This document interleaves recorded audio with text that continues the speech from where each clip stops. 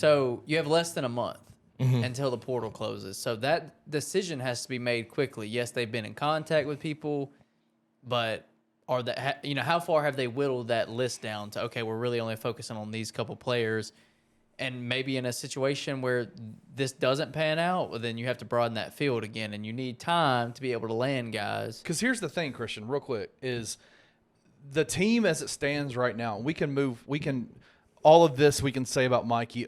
This is what he's been alleged to have done. Yes. We don't know for a fact that he's done it. Obviously he deserves his day in court. Right. But we all hope that he is exonerated. None of us want anything negative to happen out of this situation. But as a Memphis-based podcast, we have to talk about what this means to the school and to the university.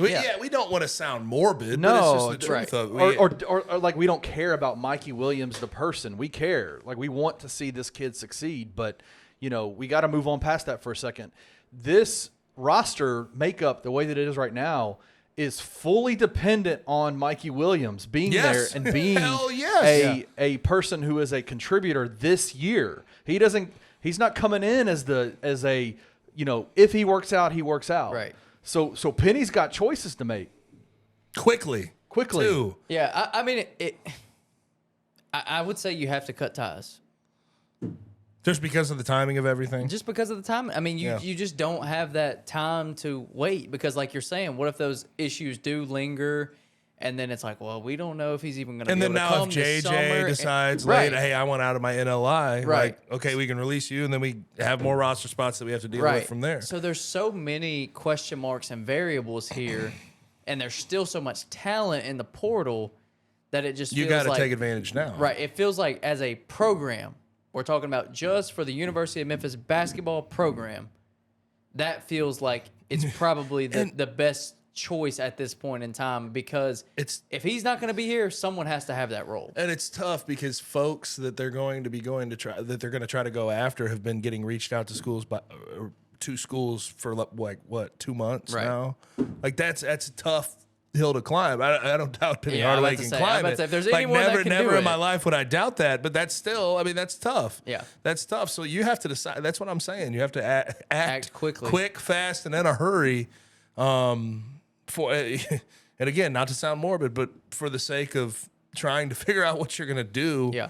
As for your basketball roster, for your roster. Yeah, very unenviable position for Penny Hardaway. For all parties. Yes. For all parties involved, of course. Right, of course. But like just from his perspective, alone, just for this section, like that sucks. Like this is a guy that you've had in the fold for a while now, 5-star guy, and in a package deal with another top 100 player in J.J. Taylor. Yeah. And then right before, I mean, when do they come on campus in June? Something like that. So 2 months away, 2 months away from being on campus, and then this situation, I got you brother. Me. Yeah. Hook me up. This situation unfolds.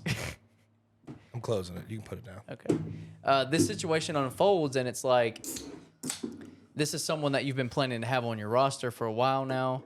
You've seen a vision, you've seen a plan for this, and if it doesn't pan out, man, you got to flip to plan B very quickly. So yes, as you said, unenviable position for everyone involved, but specifically just looking at Penny, like he's in a crappy spot right now. I mean, and this is stuff, like I know there would be names if all this happens relatively quick and you have a roster spot or even two extra that you didn't think you were going to have if JJ leaves. Like, who's out there at this moment that you could just like hop on and go try to get them to commit, go try to get them in the fold? Like I don't really know. It's tough. The names that but are like and this is the other side of it. If there's any coach that it's like, okay, he's going to be able to close the deal quickly on players that maybe he needs to make up ground on. Come to campus, go to Penny's nitty gritty. Right. That's where Penny has an advantage because other coaches, it may be a little bit more of an uphill battle, but with him, it feels like we've seen so many situations, and he's proven so many times that he can make up ground very quickly in a recruitment. So that would be working in his favor if it did come to fruition that way.